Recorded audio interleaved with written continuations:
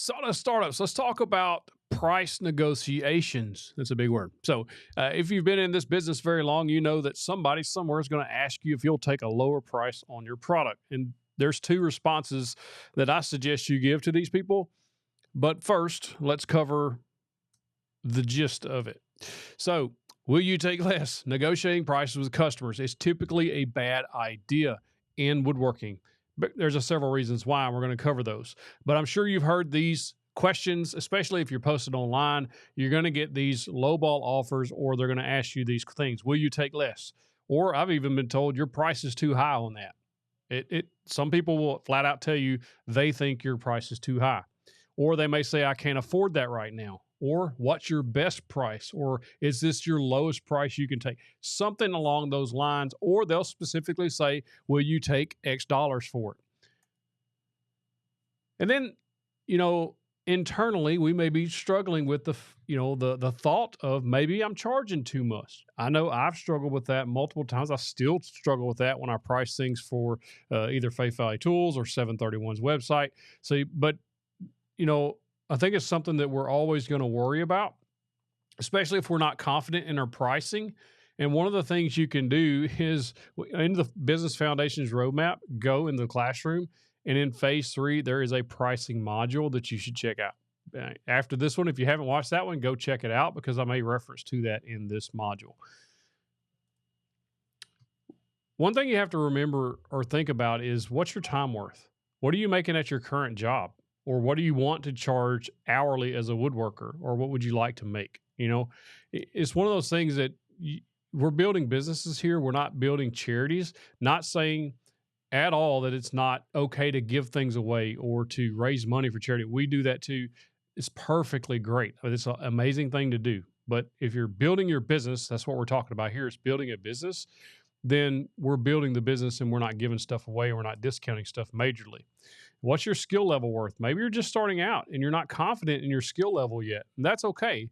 But even when I started out, I had a certain skill because you cut the wood, you put it together. That's something that some people aren't doing or a lot of people aren't doing. And so you've already one-upped a lot of people in that area. And then also you have to remember, what did you pay for your supplies, your tools, and the materials that you use to make this product with? Because just because you spent $20 on lumber to make a product, you have to remember how much have you got invested in your shop, in your tools, in all of these supplies, the glue, the screws. Like, you've got money invested in this, the electricity it takes to build this stuff. Like, there's a lot of stuff invested in making a product. So just because sometimes you may get by with some lower cost materials doesn't mean you always charge lower for those items. Taking less versus charging what you're worth. Will you take less? If the first message a customer sends you is, will you take less, or can I get a discount, or will you take, way less than what you're charging, you do not take it. Don't take that from that person, because you're setting yourself up to be the business that will always take less, and you don't want to be in that business.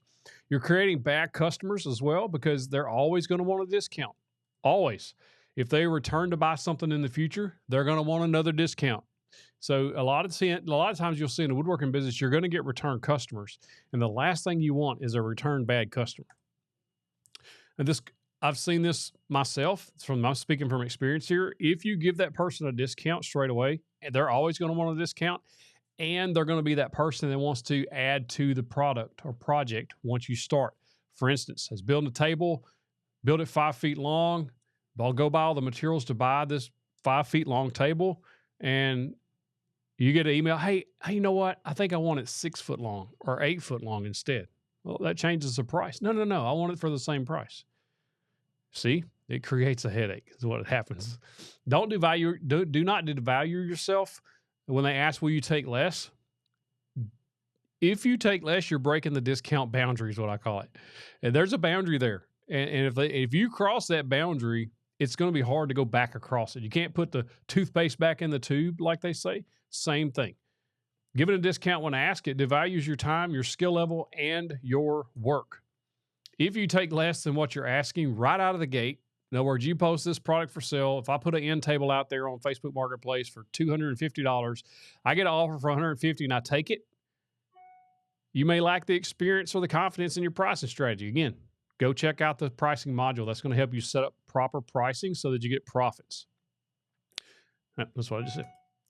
Stand firm on your price because everyone wants a deal. I want a deal. Don't you? You want a deal on stuff. Everybody wants deals. And there's nothing wrong at all with running a sale. We do this regularly on 731 on our build plans and our products, our physical products. There's a reason why. It helps bring in new customers. It helps build an email list, a whole nother topic at some point. But there's reasons to run sales, and it's okay to give discounts. But don't let the customer dictate when that is going to happen. That has to be up to you and not the customer. If you let people take advantage of your kindness, they will. One of the greatest things I ever heard was the colonel of the state police when I was in troop school come into the room, and he was giving us a little speech, and he said, well, they fired a guy because he was messing up in troop school, outside of troop school. And he said, never mistake my kindness for weakness. And man, that hit home. That hit home, and I have used that line many, many times over the years. People will take advantage of your kindness if you let them, but don't let them. Because these people are always going to want the discounts and the deals. They're always going to want the more add-ons, and you'll consistently lose more and more money on future products with that customer. And this is a very, very bad business strategy. We can't build a profitable business giving massive discounts to the customer every single time, right? And so that's what we're trying to prevent. Look at the big brands and see how they operate. I like to always kind of look at how things are running for successful companies. Can you walk into your favorite restaurant and say, your favorite dish is $15.99, and before yours say, you know what, will you take $9.99 for this? You're not doing that. Nobody does that. There's a reason, because the price is the price. You either accept it and pay it and eat, or you don't. You go somewhere else and buy something less expensive, right? Or you go home and make your own food. Like, the price is the price. You don't walk into Walmart and ask for a discount on toiletries or food or whatever you're buying there. These companies will run regular sales. They'll offer discounts in various ways, but you're not the one dictating that. They are. And so think about that when you're running your business. You're not a car salesman. You ever went and bought a car, whether used or new? It is a stinking nightmare. I hate it. I hate dealing with car salesmen. If you're a car salesman, I'm sorry. I just don't like that negotiation back and forth. I got to go talk to my manager and see if I can get you a lower price. It's all nonsense. It's a game. I'm not playing a game in my business. The price is the price, and that's the way you should be as well. You're actually selling handcrafted, handmade woodworking products that you made with your skill, with your tools, with your time. It's not a commodity item that's being mass produced. So it is worth something. It's worth more than what these products are that they're looking for the discount on. You want to build better customers, and when you charge what you're worth, you're building a better customer because that customer realizes and knows they're buying a premium product, as just stated, that we've built by hand with our time and effort. And you put your own time, effort, and sweat into it. When you have a premium product, people will save up to buy your product. I've seen this over and over and over again. When's the last time? Some of you may have expendable income. That's amazing, but most of us don't. And I have saved up for so many tools that I wanted over the years, or electronics, or game systems, you name it. Like, I've saved and saved and saved, put money aside here and there so that I could get the product I want. People will do the exact same thing for your products if they're desirable and you've built a premium product and a premium brand. And that's what we're trying to accomplish here. And people always seek out the good products. Otherwise, they'll just go to Walmart or IKEA and buy the cheap fiberboard stuff. When you have products priced appropriately and you don't discount it, you're also building a better business. Why? Because you're getting more profit, and more profit equals a happy business. This keeps you from always scratching and saving to get enough money to build the next product, whether that be having to buy the supplies or to invest in a new tool that you need. When you're making more products, you have more cash flow, and it's much easier to run a business with cash flow than it is without. If you take less from that customer that asked for the discount, you're now behind and you're trying to pay catch up with others' orders or customers. So for instance, I've got a table for sale for $550, and they come in and first out of the gate, I post it for sale. The first message I get, will you take $350 for it? And I accept that, $200 less. That's $200 gone. I'm not getting that back.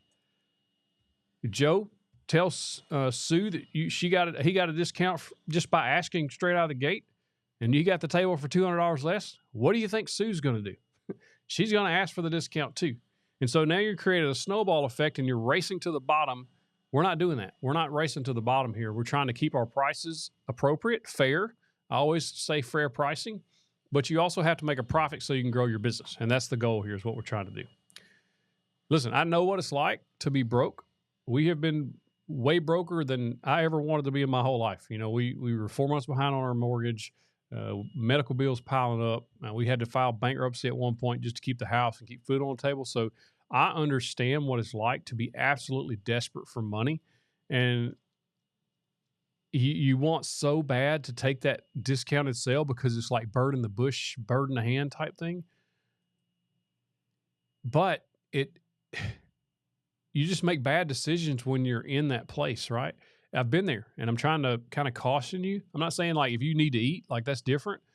But if you could just hold out just a little bit and see if we can make a sale on a higher price product, you don't make that long-term mistake, because we are building a business as a marathon and not a sprint, right? And so if we're marathoning this thing, we know that we have a long way to go. We don't want to take that initial, discounted money right here, right now, when we could maybe tomorrow, the next day, we get that whole price for the product that we were asking. So if you sell it to John for $100, but you're asking $200, you're $100 behind, like we was talking about. But a day later, Sue may have come along and bought it for the full price. Well, now you're $100 ahead because you got the full price you're asking for. When you charge what you're worth, you make more per sale. You won't be as willing to bend to the will of that discount customer, and you won't be so desperate to make that next sale. And when your customer believes they've bought a premium product at a premium price, they're more likely to return. You're more likely to get a return customer on a premium product than you are on a discount product. And they're more likely to tell others about you and your products if they're extremely happy with it and they've got a really good deal or a good price or good product on the price that they paid. Happy customers equal committed customers. I've seen this over and over and over and over again. Is when they're happy with your product, they felt like they got a nice premium product, they got it in their home, they're going to come back. They're just going to come back. So how do you respond to those customers who are asking for the lower price? I got 2 responses. Number 1, ask them to compare that price. Where are they getting their pricing information from? Like if you're selling an end table or a cutting board or a dining table, it doesn't matter. Where are they pricing that product from? Are they going to Walmart and seeing that the price on a TV stand is $90, and then they come back, well, I can get it at Walmart for $90, I can buy that from Walmart. Well, you know what? I'm not making Walmart level quality stuff. I'm making crafted stuff that's going to last forever. If you set a drink on it, it's not going to bubble up and just fall apart because it got damp. If a kid, happens to sit on it, it's not going to break. You put a good TV on there. My vacuum's going off. You can put a good TV stand on there or a good TV on there. It's going to look really nice. It's not going to look cheap and like it was bought at Walmart. It's going to look like a handcrafted piece that was custom made for your space. You're making custom products for custom homes. Like they want this stuff to be custom.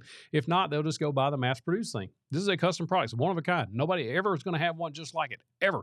So that's what you're selling, not the mass-produced stuff. If they give you a comparison and they say, well, I can go buy it at Walmart, and you're like, well, you know what? I'm not making that. I'm sorry. There goes the phone. My apologies. And if they still want a lower price, even after you've kind of explained your quality to them, this is what you say. I don't want to take your money. If you don't believe that my table, my cutting board, whatever the product is, if you don't believe it's worth the price, I understand. I understand you're seeking a lower price, but my time and my skill level are worth more than that price. Thank them for the offer. Say, I appreciate that offer, but I really don't think it's going to be beneficial for either of us to work at this price point. They're going to have 1 or 2 decisions to make at that point. They'll either think, okay, the price is worth the product, the product is worth that price, and I'm going to go ahead and purchase, or they're not going to purchase. And that's okay. It's okay to let the customer go. It's okay to say, you know what? I don't think we're going to be able to work out a price deal here because I'm not willing to take a discount on something that I've handmade that's custom, That's absolutely amazing.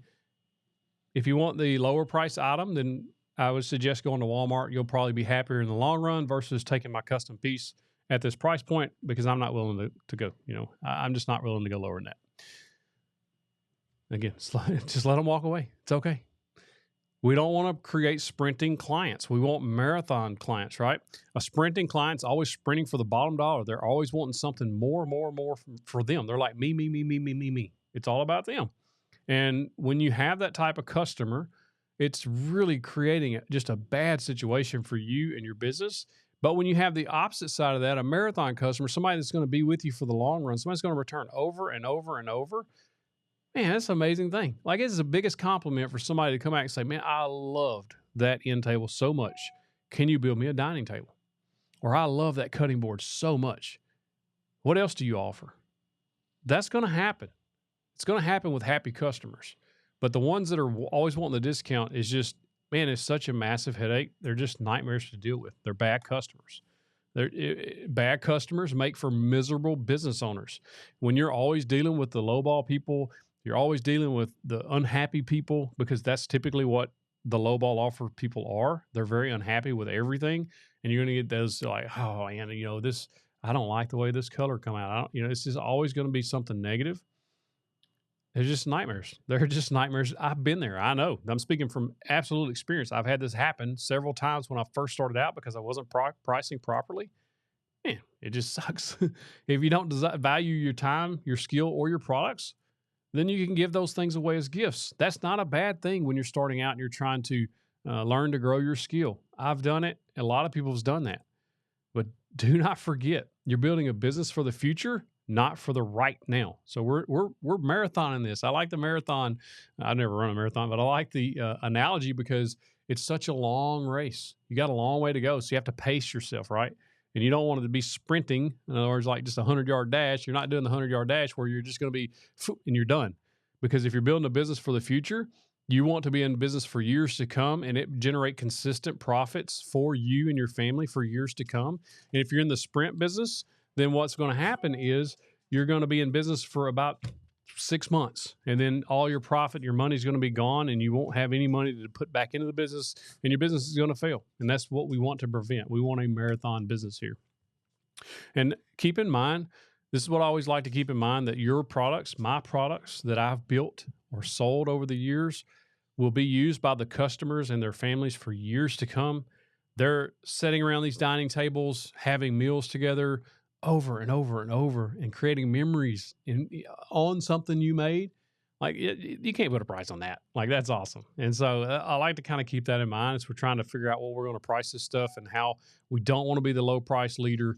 We're not Walmart. We're not Amazon here. We're making custom products, and just keep that in mind. And you just have to let customers know that when they ask for that lower price. You just got to let them know. Say, hey, I am not your low price person. I am not your discount store. These are really handcrafted, or these are really premium handcrafted products. I can custom make them for your space, or I can custom make them based on what you wanting for in the design. But if you want something mass produced, I suggest you probably look at Amazon or Walmart or IKEA, because if that's what you're looking for, then that's where you're going to find those products. But if you're looking for a custom premium piece at a really fair price based on my time level, my skill level, my time, and the materials going into this, premium materials, then yeah, I can do this for you. So just keep that in mind as when you start thinking about when you get these offers. People are always going to try to lowball you, especially at first. Stick with your pricing. It's okay to adjust pricing over time. I want to make this point. It's okay to adjust pricing over time. Maybe drop it a little bit. Maybe raise it up when you start getting a lot of good sales. You want to raise your prices just to increase profits. I've done that with stove covers and things, but you don't want to let the customer dictate when you lower those prices, right? You want to make sure that you're doing that on your own, whether you're doing discounts and sales on your own, not when the customer asks for it. I hope this helps you.